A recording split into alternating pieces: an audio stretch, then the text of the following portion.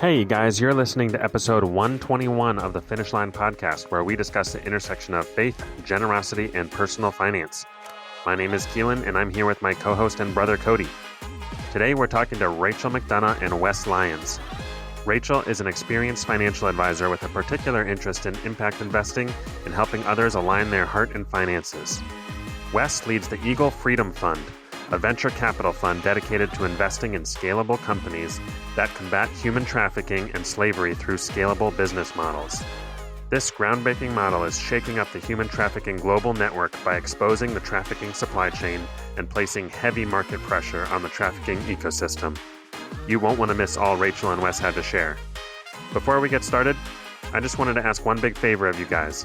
If you've been listening to the show for some time and want to support what we're doing, one very easy and free way to do that is to leave a review for us on Apple Podcasts. Just write whatever you like about the show and you'll help others find us. And of course, don't forget to subscribe to the show so you're the first to know when new episodes come out. And with that, let's get started. All right, we're here today with Rachel McDonough and Wes Lyons. Guys, thanks so much for being with us. Glad to be here. Thanks for having us. So maybe you guys can just start us off telling us a little bit about who you are, maybe a little bit about your faith background. Sure. I'll start, Wes, and then I'll save your more interesting story for a second. I grew up as the daughter of missionaries in Kenya.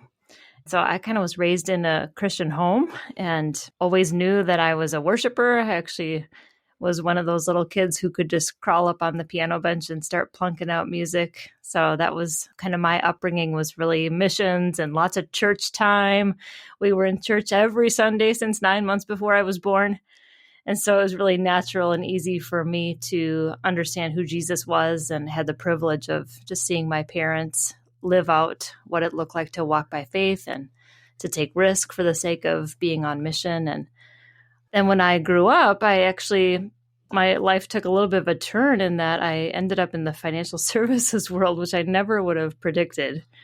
It just didn't seem like it fit with the things that I had experienced in the past, certainly growing up in a missionary family. No one that I knew had any money, but I knew that I was just really sensing the Lord calling me to be a financial advisor, much like Cody here. So I started to step into that, and I realized that actually worship and investing can go hand in hand. And that was kind of a revelation that the Lord gave me over a few years. So excited to see how He's taken those two things that I thought were unrelated previously and woven them together uniquely. Yeah, thank you. How about you, Wes? I grew up actually in a missionary family, but domestically here in the U.S., navigators family that was passionate about discipleship, but went into the military. I got to fly airplanes for the Navy and met my wife at the Naval Academy. So together we went and were aviators together, and became a financial advisor after 8 years of being active duty, and got to start to walk with families and through their journey of how they stewarded wealth.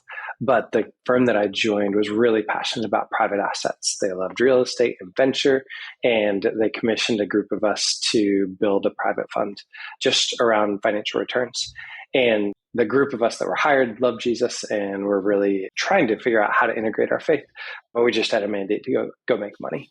And through that, found out that we loved working together. And it was the venture capital part of what we were doing that was kind of the intersection of our passion and what the world needed. But it also, I'm sure we'll get into some questions about performance and impact. What we were seeing at the time was, and has continued to prove out, is that companies that were changing the world were actually growing really fast. And everything that we had learned up to that point was saying, if you wanted to change the world, you needed to really dial back your return expectations. And we were looking at some of these amazing companies and saying, if you could build portfolios out of things like that, that would be worth a career. So we got to launch Eagle in 2017. And actually that same year, I was still in the reserves, got mobilized to go lead the U.S. detachment to the Philippines, where ISIS had taken over a city in the southern Philippines. And I got the privilege of being in charge of that detachment. And ISIS was using children in combat. And I recently had discovered a family member had been trafficked and saw children being used in combat there, and just kind of got smacked in the face with how dark evil is, if that makes sense. I think sometimes when we're living in the American church, the evil and the darkness can feel very far away. I just got smacked in the face with that. So that really started informing how do we do our impact investing? And that over time, that's bubbled up into some of the work that we're doing now in combating human trafficking and pathways out of poverty in our impact investing. But it's all merged together. It's our personal stories and who we are. We're spirit, soul, and body. But that's a mix of how I ended up where I am today. Yeah, I'd love to hear from each of you, maybe some early formative experiences that formed your view around money, and you both ended up in the financial services industry. But what were some of those early moments that really defined how you see the way that we steward money? I really think one of the most critical moments for me was when I was 10 years old, the first time I went to Nairobi, and there were just kids everywhere, just in rags, sniffing glue to get high to escape the misery of their existence. And they would come up to me as a little white kid and hold out their hand and ask for shilling, or ask for food. And I remembered recognizing, I couldn't have articulated it at that time, but I recognized that here I was, a 10-year-old with no job, and yet I had some shillings in my pocket. And I think that was really the seed that God planted for two things. And I think first, the thing was just recognizing that holding wealth comes with an opportunity and a responsibility, right? Even if it's just a few shillings in your pocket as a kid. And then the second thing was realizing that I did nothing to deserve the position that I had been born into. And I mean, now everything's relative. If you would have caught me at the United States on home assignment with my parents as missionaries, we were definitely eating like government subsidized lunches and living at like poverty level income in the US. But then when we go to Kenya, I was the rich kid, and it just really impressed upon me that there is both an opportunity and, I believe, a responsibility to be a Christ follower who's stewarding resources that we know rightfully belong to the King, and to do it in a way that aligns with his values, and his heart is for the poor.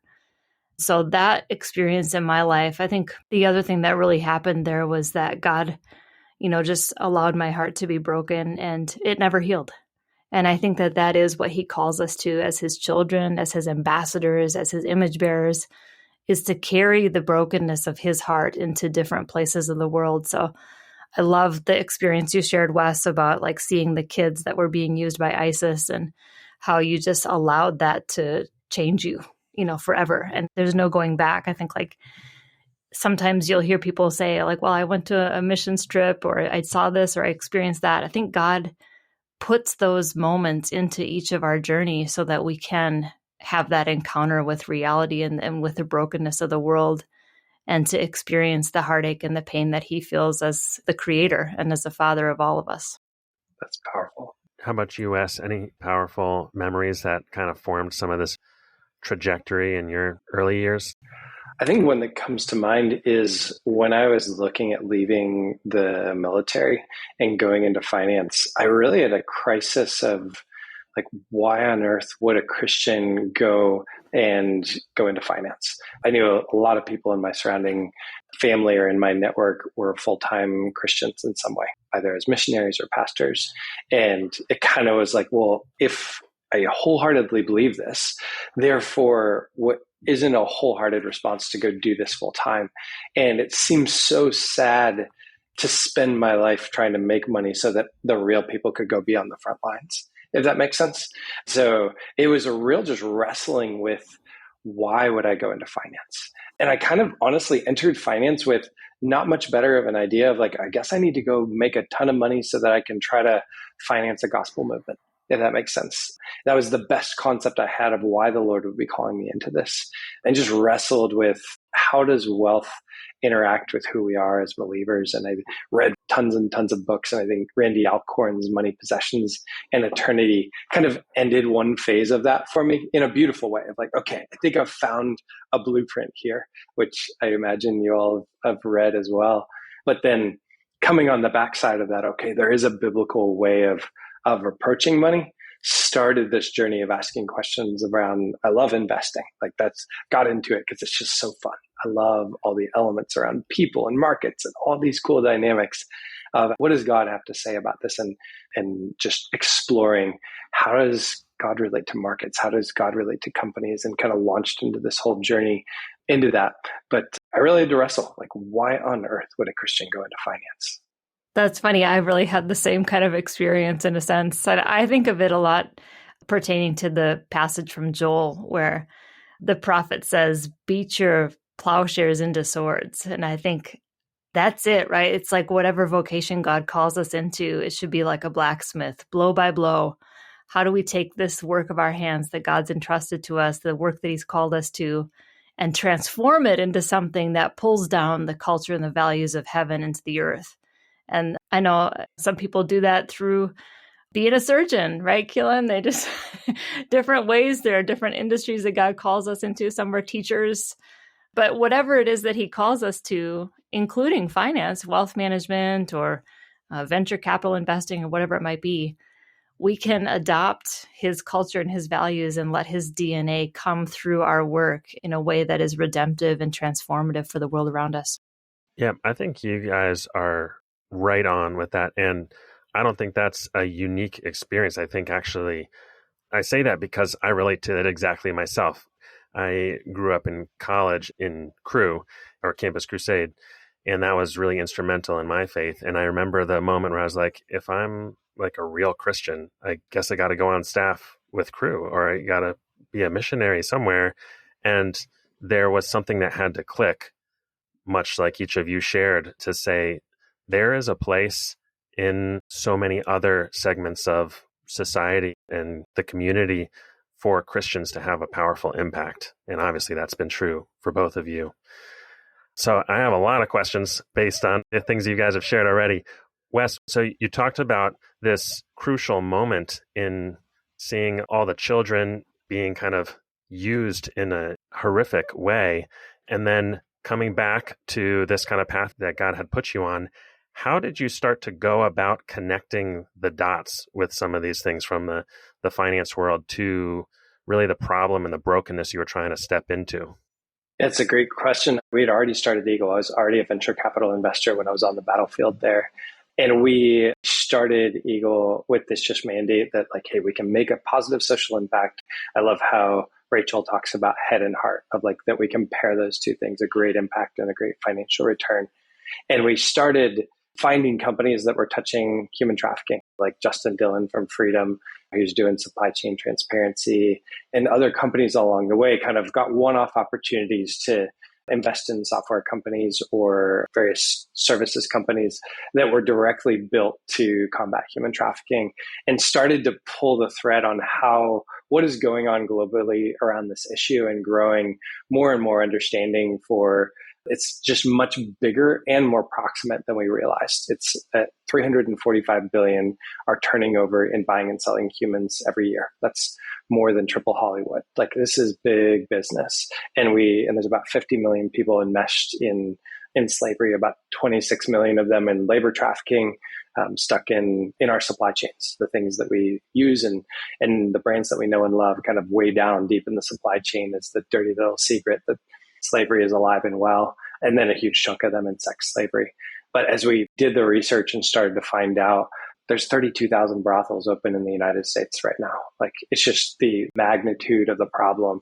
We went, whoa, this is much, much bigger than we realized. And then we started understanding how badly we're losing in just, if you look at the numbers of the Mekong Club estimates that 25,000 people each day start their journey of being trafficked, and less than 1% of them, about 50, are identified, or kind of between 50 and 100 in any given day are identified and rescued. And we just went, wow, we need massively scalable solutions, which is nothing against, we need a lot more of the nonprofit work. But we just started going, all right, as we're a bunch of warriors that were brought together, former military, Army, former Navy, former Swiss military, former South African military that were brought together.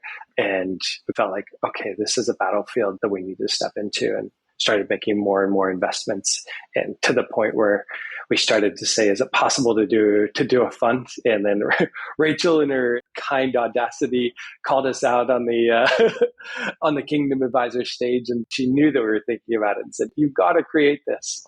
And the Lord put it on our hearts to really step out and say there should be a fund dedicated to combating human trafficking. And now it's up and running. So I love it. And we've been in market for almost 7 years that you could make an impact and touch people positively. And that pushes their thinking a little bit, if that makes sense. And some people actually a lot. When you come to market with a for-profit fund targeting market rate returns, but the mandate is to decimate human trafficking, you blow some circuits, honestly. It really challenges people's understanding about why we're investing, because it's like Rachel talks about this idea of our head and our heart. Its mandate it sounds all heart.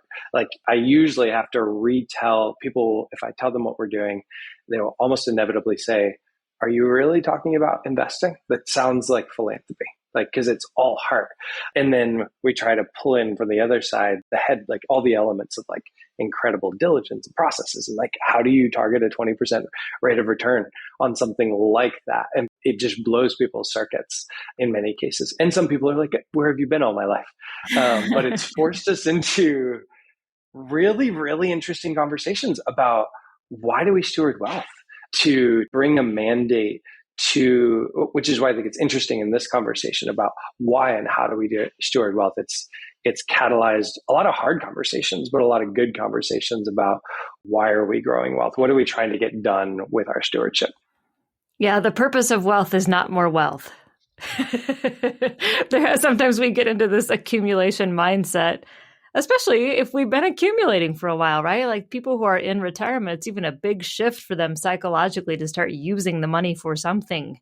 It's not just this bottomless pit that we keep throwing money into forever. It has to be assigned a purpose in order for it to be meaningful and valuable. So I love that, Wes. I am super encouraged by the work that you all are doing at Eagle. It's very innovative. He's too modest to say all this, but I'm just telling you all, it's very, very innovative. It's cutting edge impact investing.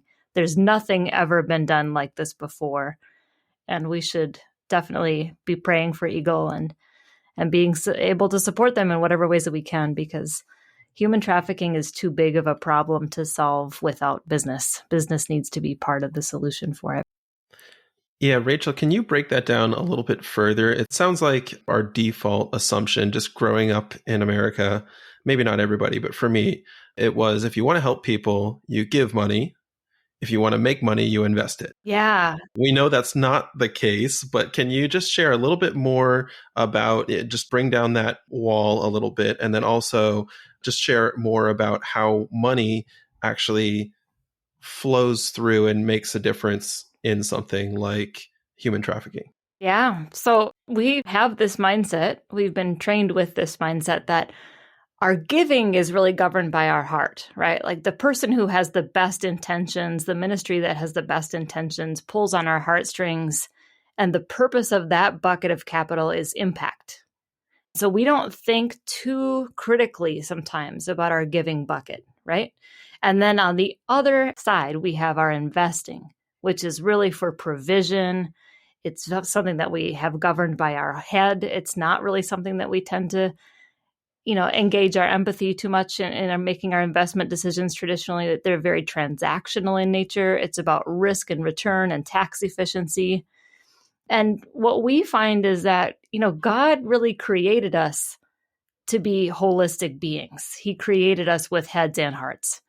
And we believe we actually get better outcomes in our giving and better outcomes in our investing when we take a head and heart approach to both, right? So thinking for a moment about investing, that means pulling in some of that empathy, pulling in some of that compassion, thinking about the relational nature of investing. Sometimes we don't see that because there are all these layers in between the investor and the business. But in fact, investing is relational.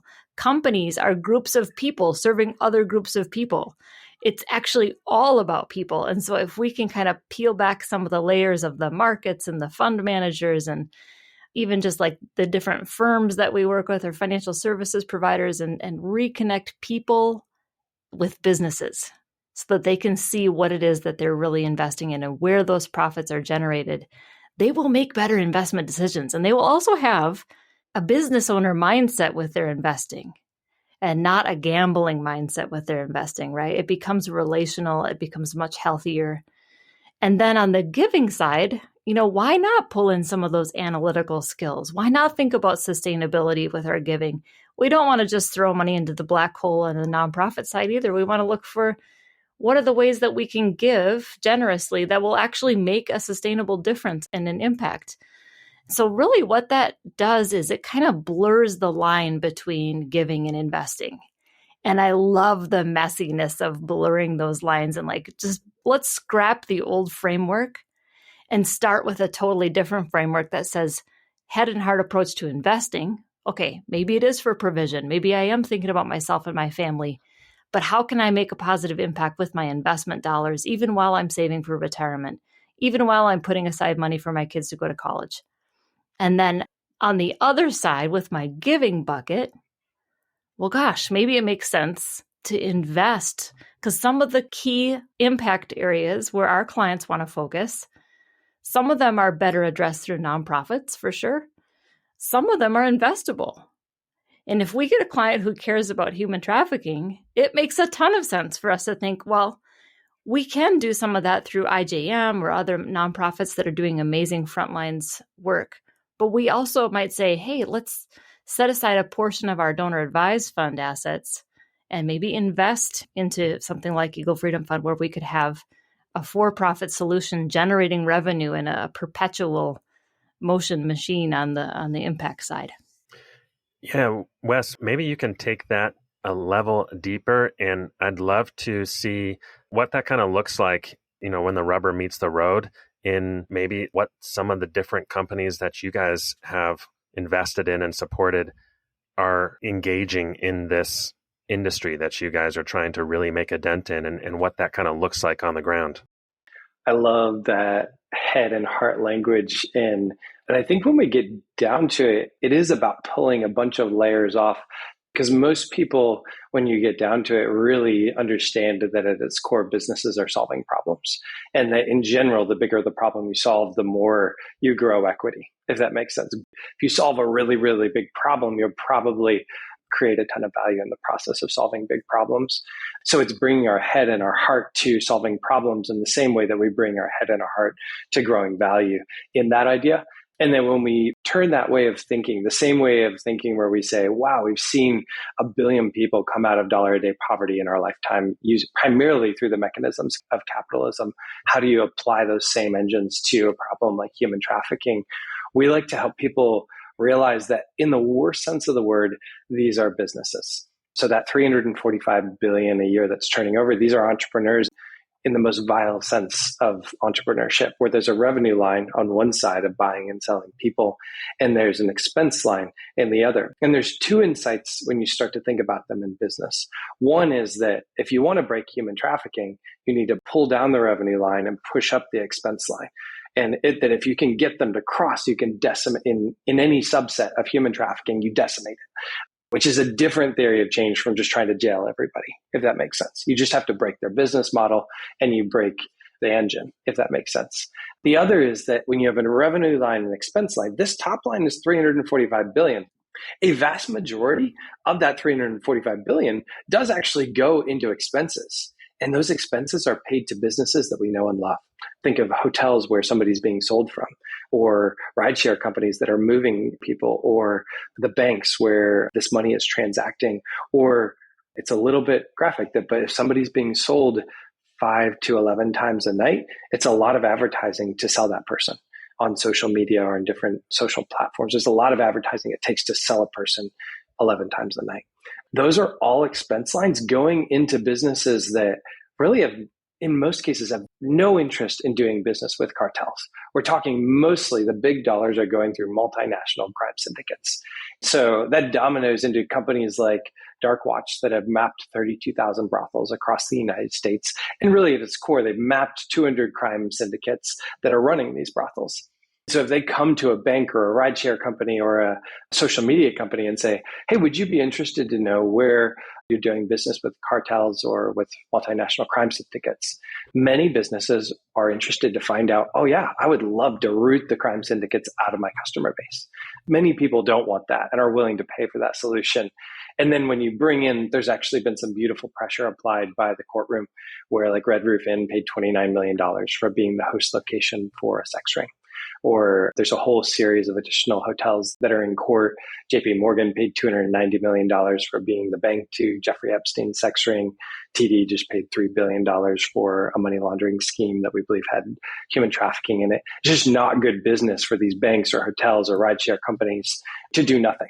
And if they want to try to solve the problem, they need highly scalable solutions when they have millions and millions of customers. So that's an example of a company that's taking the economics of this and saying, oh, many, many, many companies need really big solutions. There's 5.3 million hotel rooms in America. You can't just kind of one-off hire investigators. You need really big solutions to solving human trafficking in hospitality, for instance. Yeah, Wes, do you want to maybe just give one or two more company-specific examples on that? Sure. One of the ones that we find incredibly exciting is an image recognition technology called Deja Vu.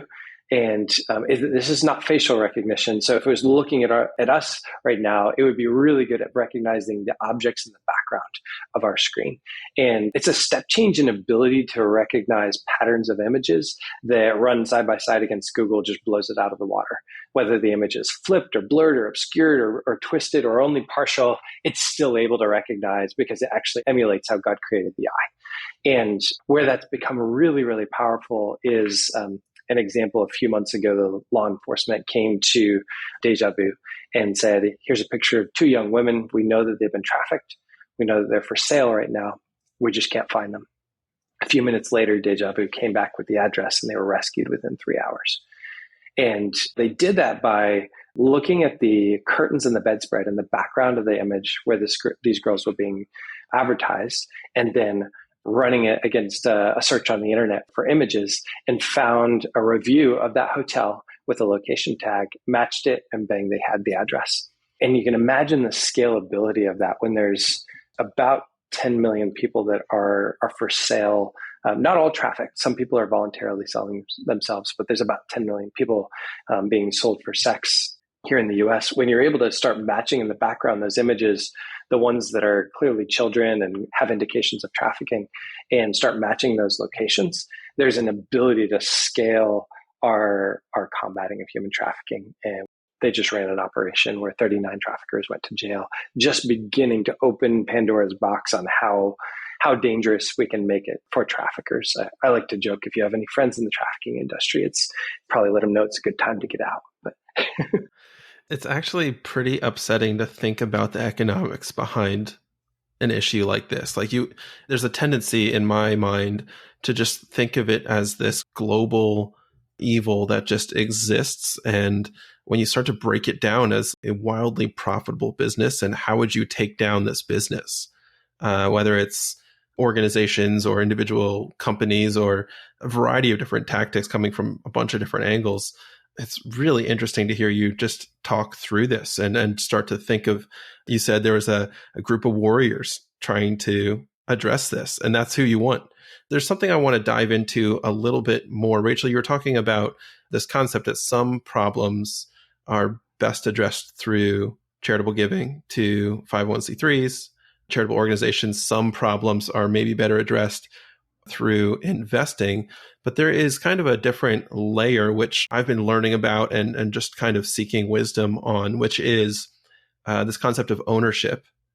When I read scripture, I've developed a conviction that over accumulating wealth can be dangerous for us as individuals, to our souls. There's like a careful balance of accumulating wealth. And you talked about donor advised funds. It sounds like there's several different layers to how we as individuals can respond, given that we have an avenue through which to invest.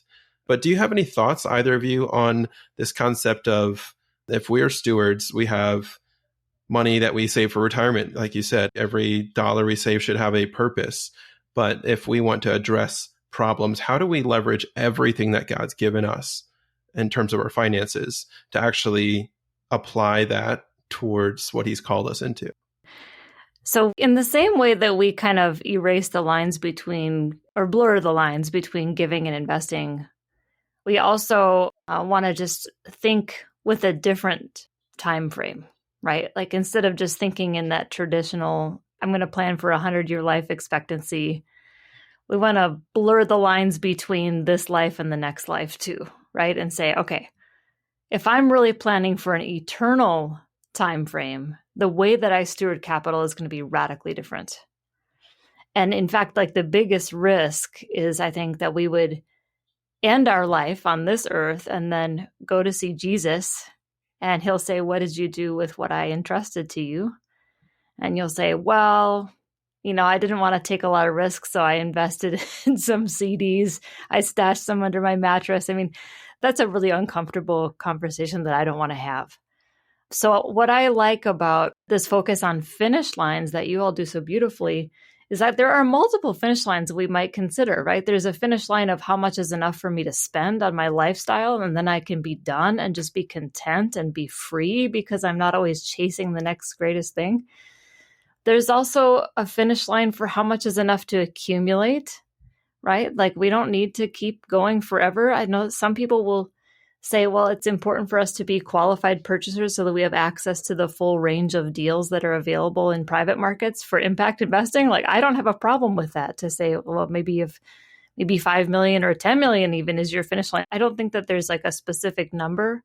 I think that it's really important for us to be very surrendered and for us to not let the wealth become our provider, but let always the Lord be the provider. And you can see that in your comfort level with taking risk, right? Like you can see if the wealth has become somehow your provider. If you start getting real nervous about what happens if any of it gets lost, it's a yellow light on the dashboard. Like, oh, God is still my provider. So if there's a $10 million in the bank account or $10 in the bank account, God's still the provider either way. But then interesting, people also sometimes accumulate and really should set a finish line with their donor advised fund. There's a ton of capital right now. Like, Wes, do you have any idea? I know it's like over $1 trillion in donor advised funds. There's a ton of dry powder sitting. Yeah, it's up there. Yeah. So another finish line that we talk about with our clients is how much is enough to accumulate in the donor advised fund before you get that deployed and out doing some good in the world? Like if it's money that you've already given it away, you've taken your tax deduction, the last thing you want to do is just leave it sit there and accumulate and do nothing with it.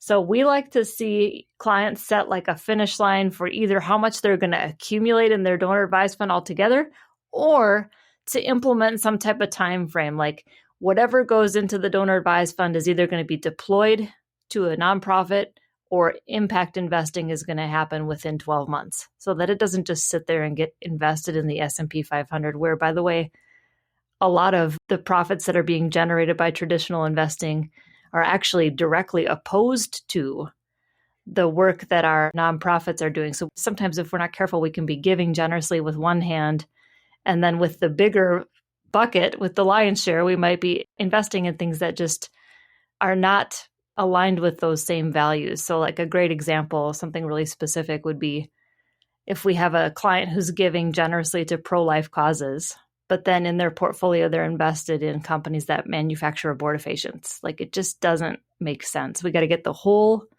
piece aligned. Both the investing bucket and the giving bucket need to be holistically and comprehensively aligned with our kingdom values. Yeah, that's a good point. And it's really kind of a spectrum, not wanting to cause harm in our investing, all the way to actually wanting to have positive impact in our investing. And real quick, I know it's not a major theme of what we're talking about today, but as an advisor, are there any tools or resources you find particularly helpful for making sure that you aren't causing harm with whatever investments you do have? This is a huge focus for our practice. So 3 years ago, we launched Wealth Squared with really the entire focus was to say, how do we get everything aligned? Whether it's an investment, whether it's a market rate investment, or maybe it's even a more concessional or patient type of investment, or maybe it's charitable capital. How do we get it all aligned across all asset classes for all needs, for all clients, 100%? So There are some tools out there. There are actually a lot of tools out there. Many of them would be inaccessible to somebody who doesn't have the capacity to pay a big subscription fee. Like in our case, we hire Brightlight. We work with Tim McCready to consult on our portfolio construction, and they have 20 analysts on their team that are experts in this area and really look at a more nuanced approach. Like companies are not just good or bad. There's a whole lot of gray area in there, and we want to have a really deep understanding of that. But anybody can go on to Inspire Insight and just plug in a ticker symbol and at least get some kind of basic understanding, like where might I have an ethical violation in my mutual fund that I've invested in? So anybody can do that for free. That tool, I believe, is inspireinsight.com. So now back to impact investing. I was curious for your guys' thoughts, and especially you, Wes, as you guys have put together this portfolio, how do you actually go about measuring the positive impact that is brought about through companies that we invest in? And even Rachel, if you have thoughts as you advise clients on how to actually go about measuring. So there's one area of knowing you're in the right category. You have a client that cares deeply about trafficking and wants to make a dent in that part of the world. There's making sure that you're investing in the right category, but then how do you know how much impact you're having? So I'd love to hear both of your thoughts on that. We do a few different things. So one of them, we already talked about kind of avoiding the known bad actors that are out there, just divesting when there's a company whose products or services very clearly are not serving their customers and they're maybe not serving their employees well. But if we are going to own, and I think this is really important and often overlooked, if we are going to be owners of a company, then we should utilize the influence that we have as shareholders and vote the proxies and engage with companies, do shareholder advocacy. And we don't actually have time as financial advisors to do tons of that ourselves, but we can engage with third parties to do that for us, or we can utilize asset managers who have part of that process just baked into what they're already doing behind the scenes. And then when it comes to very specific impact measurement, as you can imagine, measuring the impact of an investment is actually really expensive and complicated and can be really difficult. So in addition to me being a big fan of Eagle Freedom Fund, another impact investment that I've done is Talenton. And Talenton is a private debt investment that focuses on poverty alleviation in East Africa and really investing in small to medium-sized enterprises that can scale and create more good jobs. And they've engaged with an impact measurement process using a third-party consultant where they're literally going around in Kiswahili interviewing farmers and trying to collect data. Well, it's really difficult to collect a bunch. I mean, that's how manual this process can be. Even though they have it somewhat automated, even though there's some technology that helps with translation and data gathering, getting the actual data from Kenya and other places where avocado growers are growing avocados is actually really difficult and expensive and time consuming. So I think the impact measurement itself is, if we just look at it from the outside, we might say, gosh, I wish there was more data on this. When you look at how challenging it can be to actually get the data, you can understand and empathize like, wow, this is going to take time for all of the impact measurements to really grow and develop. But Wes, in Freedom Fund specifically, what type of impact metrics do you all have? I think one of the most fun and clarifying things about the Freedom Fund is how tangible the impact goals are that we're going after. From like Dark Watch that I described, we've got 32,000 brothels in the United States today. We would love to shut them all down. There are a few places where they're legal, but say 90% of them. And we can count the shutting down of brothels. And we have a whole set of goals, including a safe internet for kids. Our dream is that we would look back at 2024 and in the same way and look at the way that we give kids a cell phone without any safety mechanisms. In most cases, like today, we would look back and say, driving without a seatbelt is absolutely crazy. That we would look back and say, wow, I can't believe those days when people used to hand cell phones to children without safety mechanisms in place. So just the creation of a safe, and there's 4 or 5 companies doing incredible work on this. Rachel and I got to hear from several of them last week at the Clapham Accelerator. So you can really measure that tangibly. You can measure the 49 children got rescued last quarter by Deja Vu, about 100 adults out of sex trafficking. You can measure the rescues. and you can measure just kind of the total fight. So we literally have just set out this crazy goal of today, 25,000 people are starting their journey of being trafficked and about 100 are being rescued, of building a community of people working together to say, what does it take to get to the first day in our life where we don't lose this fight? Obviously, that's pulling down the top line, pushing up the rescue line.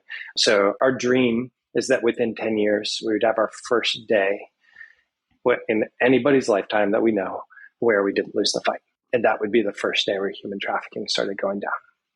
So we can count that. We know there's 50 million slaves in the world today. I don't know how much it has to climb before we can turn the tide, but that's our crazy God-sized goal, is the first day where we didn't lose. I love it. Another example, just because impact measurement, I think, is such a great question, and it looks different in different types of investing. You know, when you have tech companies, you have some data that's easier to access, right? It's already at your fingertips. You've got numbers already. With agriculture, like I mentioned before, it's very difficult. In agriculture in other parts of the world, very difficult. Another one that's closer to home and easier to measure is we've done some apartment investing where it's maybe like a fund with several different apartment complexes inside the fund. And those apartment complexes might partner either with Apartment Life, or they may have their own parachurch ministry where they have missionaries stationed in the apartment buildings. And because apartments are so relational, there's like this group of tenants that are going to be around for a while. It's actually easier to cultivate meaningful discipleship type of relationships. So some of my favorite emails to get are the quarterly updates on these funds where we're not just seeing only the rate of return or things that they're worried about in terms of risks or whatever, but we're seeing, hey, 3 of the tenants in this apartment complex accepted Christ.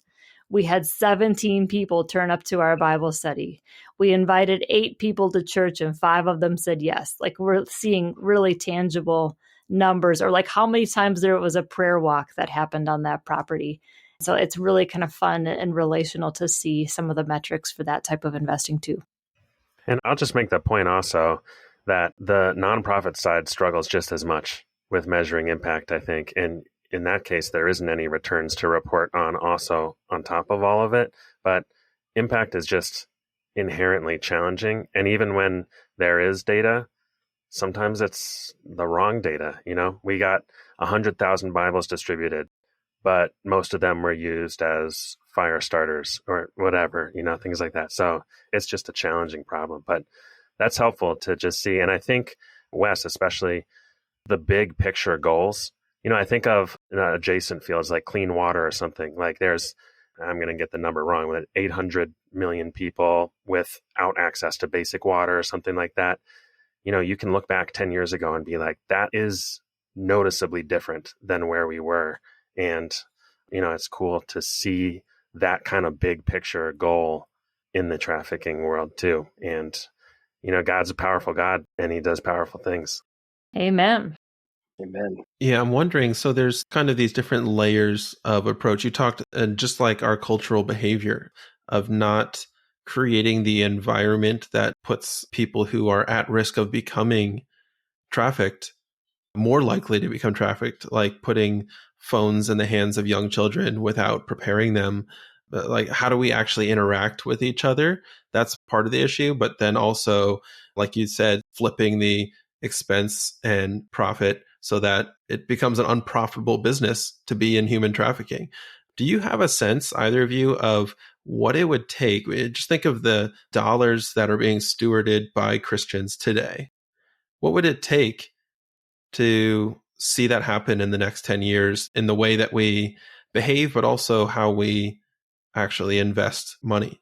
In terms of how much dollars would it take to achieve that goal? Yeah, either as an estimate or like a shift in portfolios. Like, do you have a sense if a couple percent shifted towards like collectively as a church, we said, we want to take this on? I'm hearing about the injustices of trafficking all over the world. That's like every day now. Like, it's a common, I think Sound of Freedom really brought that to the forefront for a lot of people.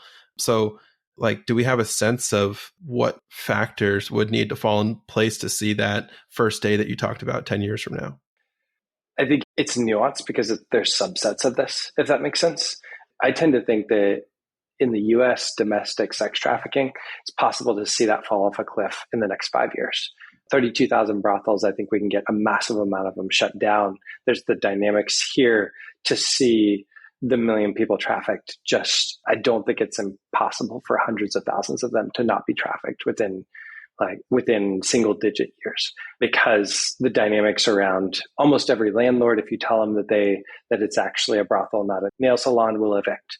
Almost every rideshare company, if you show them how to prevent the product from being moved, will do that. Almost every bank. There's so many dynamics around that where it feels like there's a lot of things that can happen in single digit years. Our goal is to fund 20 companies with $50 million, and we think we can see really significant change through that. I think it's more of a 10 to 20 year, it's a multi-decade play on the labor trafficking front, where we've gathered indications of interest from about 15 trillion of asset managers. We're starting with the 407,000 slaves working in the mines in the DRC to map them up to the brands that we know and love, to start conversations, advocacy like Bright Light, and what the work that Rachel was talking about, where she helps all of her clients to vote in line with their values, and to start those conversations with, if you domino it out, there's roughly 50,000 Congolese slaves working for Tesla today, if they were average in their industries. We're not saying that they actually are working for Tesla, just a huge chunk of the cobalt market goes into electric vehicles, and 28% of electric vehicles is Tesla. It dominoes into 50,000 Congolese slaves. That can domino into a really interesting conversation between investors who own Tesla and the Tesla board saying, hey, what can we do to change this? We think it's a danger to our shareholder value, and we really care about this as humans, and kind of showing them pathways where they can start to apply meaningful pressure. That process of mapping, and we'd love to rank the entire S&P 500 and to kind of turn this into every sector racing for the top of how they respond to it. That takes a couple of years to get that dynamic. And that just starts applying pressure into systems that are then going to take years to domino. So those 26 million labor trafficking victims feels like a multi-decade goal, if that makes sense. But there's no shortage of money around that issue. Forbes came out, had an article that 15% of all venture capital is going into supply chain transparency, or companies looking into and seeing what's happening in their supply chains this year. That's $50 billion that's going into work in this space already. We actually just have to apply vision and kind of lead the market towards using that 50 billion, if that makes sense. It's totally possible with $25 million of catalytic direction to show the market what they're almost over investing in right now. 50 billion is a lot into supply chain transparency. There's really powerful catalytic moves that we can make. But I think we're talking about entire economies, and we're talking about the economy of the DRC and how they interact with China. And it just gets really, really complex when you get into mines and where the entire kind of multi-constituent labor trafficking problems are. So it kind of goes safer internet for kids is different from domestic sex trafficking, which is different from labor trafficking. And each one has its own timeline. It's plausible that in a safe internet for kids, we could see so much media around it that you have a race between Samsung and Apple to who can have the safest cell phone for kids within the next year, if that makes sense. Because Apple just passed Samsung as the leading provider of cell phones, and Samsung's mad about it, candidly. We would love to see that turn into a race for the child market. The largest provider of cell phones in Europe just came out with a blanket public statement that children under 13 shouldn't have a smartphone device, with no solution in sight, if that makes sense. So you've got market dynamics where that one, it kind of depends what happens next. It could be years and years and years, or it could be 6 months before they're just pushing updates at scale and everybody's going, oh my goodness, the FBI has come out and said the most dangerous place in America for a 10-year-old is in their room at 10 p.m. with a phone. And that could domino very, very quickly with just kind of some pushes in the right direction. So it's different for each of those big problems. I think, Cody, you asked a really big, complex question, like how much money would it take for Christians to solve this? I don't know how to answer that, but I do know this. It is winnable. It is winnable. Yes. And the worst thing that we could have is an army of sons and daughters of God not activated, sitting on their hands, not willing to get in the game because they're discouraged. We know God's word says, let us not grow weary in doing good. For at a proper time, we will reap a harvest if we don't give up. And I think that's really the message that we hope our listeners today will take away is like, hey, let's get in the game, whether that's through nonprofit donations, whether that's through maybe some of the larger investors want to do some venture capital investing. Maybe there's a donor advised fund pool that's been just sitting there and you didn't really know what to do with it. Well, guess what? There's something really cool that you can do with it that can actually help make a huge difference in someone's life and help to take a knock, punch some holes in the darkness, take that capital and send it like a missile and use it as a weapon. Yeah, I agree 100% with that. And it was interesting to hear you talking about the whole mapping of really the super complex economies, but carrying it all the way through, Wes. It reminded me of some conversations we've had in the church planting world where there is mapping efforts like that going on across many organizations starting to work together to map what's the work that remains, especially in the 1040 window where there's the most work to be done. And just seeing that clarity of, okay, this is where we're at, and this is how the pieces fit together is incredibly motivating and clarifying for everybody that's involved. Yes. So, that's exactly like what you're describing. Once you can see the picture, then it's like, okay, let's get some momentum going towards this. So that's really exciting to hear the work. And I can see how that could translate across many other world problems beyond trafficking as well. Because like you said, a lot of this stuff ties back to world economics and how money moves through the world. We talked about impact. I wanted to get your guys' opinion on risk and returns as well, because obviously both involved and both common parts to this dynamic.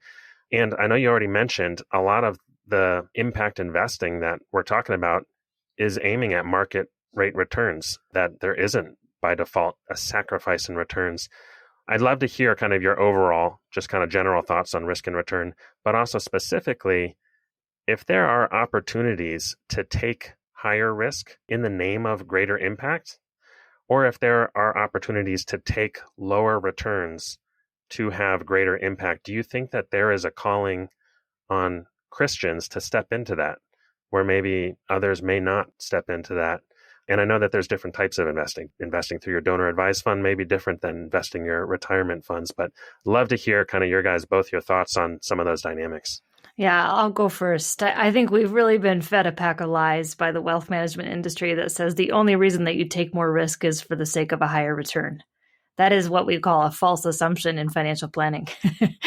We want to acknowledge, like we have a client we're meeting with literally tomorrow, 70-year-old woman, sharp as a tack.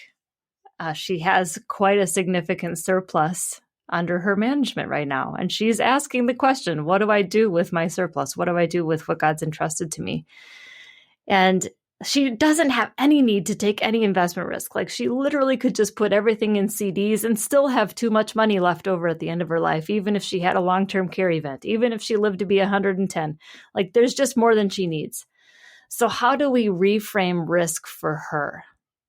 And I think the paradigm shift has been, that's not the only reason that you take more risk. You can actually migrate past risk for the sake of return and migrate into, I'm going to choose to willingly embrace risk for the sake of love and for the sake of seeing sons and daughters and image bearers set free.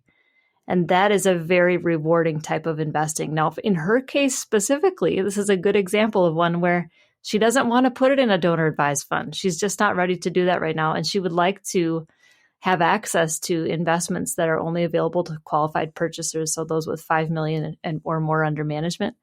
But she also knows like, hey, my kids are not going to do this. I have the opportunity right now.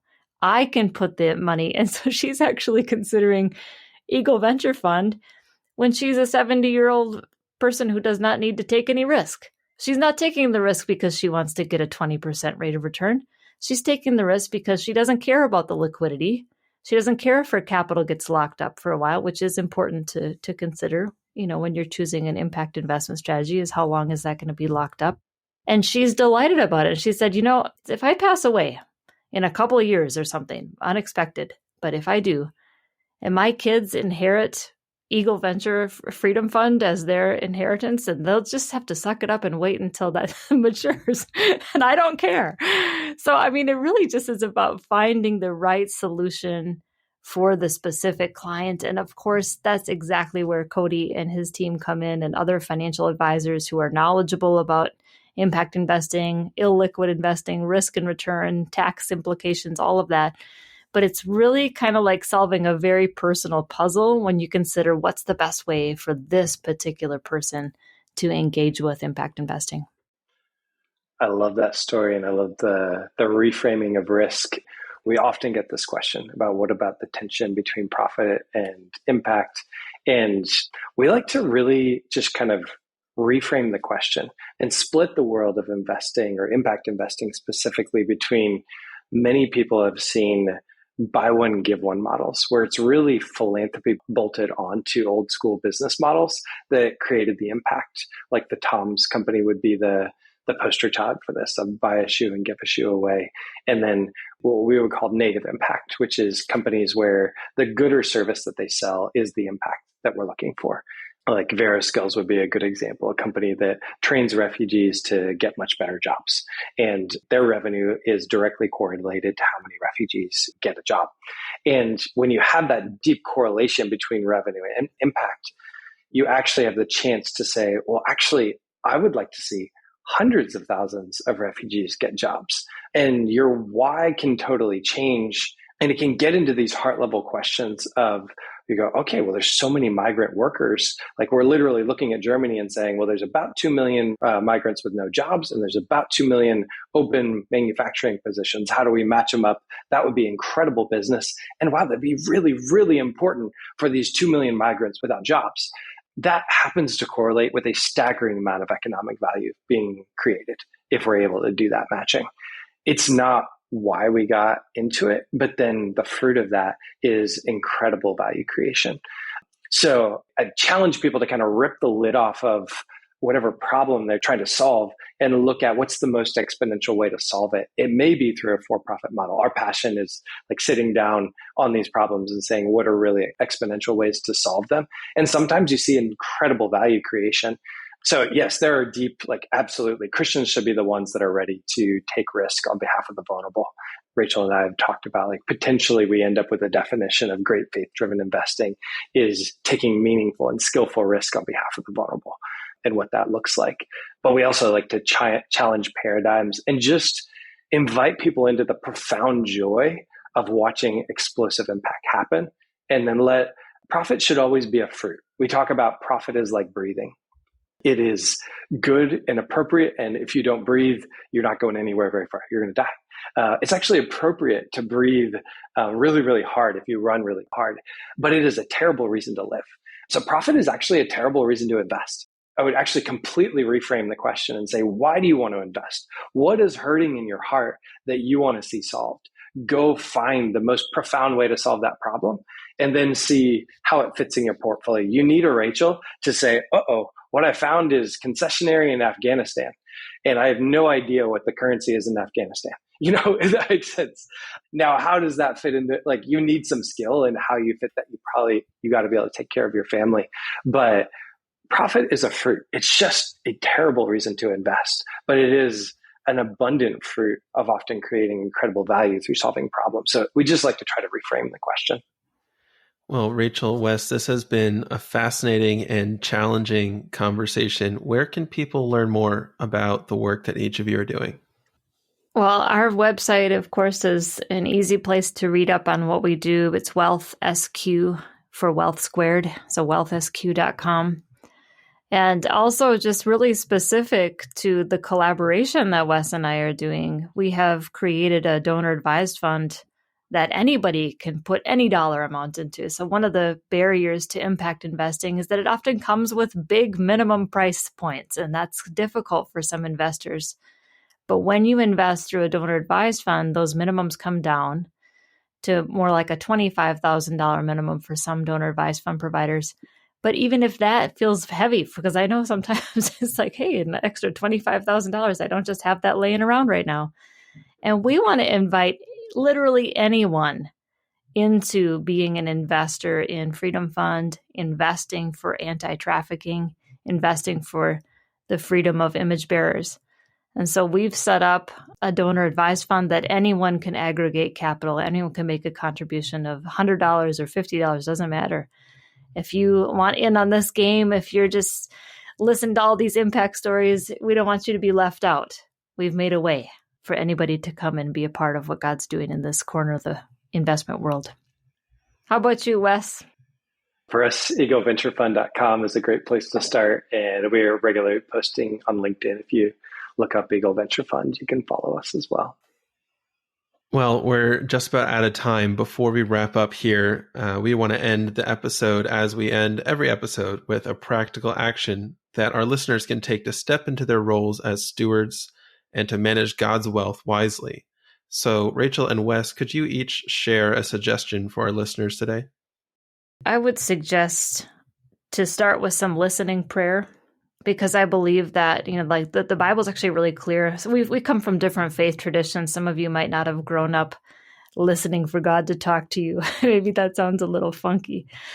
But I just want to be an encouragement to you all that, the Holy Spirit's job description is to lead and guide you into all truth. And He's for you and He's with you. And so I just want to encourage cultivating a practice of listening in prayer and asking God to show you some specific things with your stewardship. Maybe you need an accountability partner. Maybe you need a wealth advisor. Maybe you just need to get into a conversation with your spouse on a regular basis that can catalyze some of the things that you're all trying to work together on as a family. But whatever it is, I think it starts with us cultivating just a listening heart and wanting to hear what God has to say to us, because He is for us and He does lead us and guide us into all truth, and He does give wisdom to us when we are smart enough to pause and ask Him for it. That's amazing. I love it. I think I would say there's been a lot of ink spilled on the idea of what written down goals are like, what some incredible multiple more likely to happen. In this case, I would challenge you to sit and listen to the Holy Spirit, but ask a question and potentially write down what the pain is in your heart, that you would ask the Lord for an opportunity to bring your whole head and your whole heart to solving. You heard for both Rachel and for me, it was a pain in our heart that we didn't squash, that we've let the Lord blossom into action. So I would write down what the pain is in your heart that would bring incredible joy to be part of solving, and just ask the Holy Spirit, is there some way that I can take action on this pain in my heart? And how can I bring my whole head and my whole heart to bring in the kingdom of God in some ways? And that might be 5 years of just praying and saying, Lord, suicide is awful and it hurts me. What could I do to solve it? And then but at some point, if you pray and you ask the Lord and you've written it down, He's going to bring something. He just always does. Yeah, He does. We can't boil the ocean, but we can do the one thing that God has put into our own DNA, and He's written it already into your story. So looking for the one thing and taking ownership of it. Yeah, I love those suggestions. I totally agree. Starting with listening and expecting God to respond. I think that should be our first step in every major decision that we make. Thank you both so much for giving up some time to be with us today, and for your roles, for stepping into this brokenness as guides, as warriors, taking up this fight, like you said, Rachel, turning those plowshares into swords. And we're just so grateful to have just strong people like yourselves on the front lines of this fight. So thank you for all you're doing. Hey, thanks for having us. It was a joy to be here with you. Yeah, thank you. Appreciate you. Hey, thanks so much for listening to the show, guys. If you want to find any references or links from today's show, you can always find them in our show notes at finishlinepledge.com/episode 121. Before we finish up, I have a quick question for you. Have you ever stopped to answer the question, how much is enough? A financial finish line is designed to help you do just that.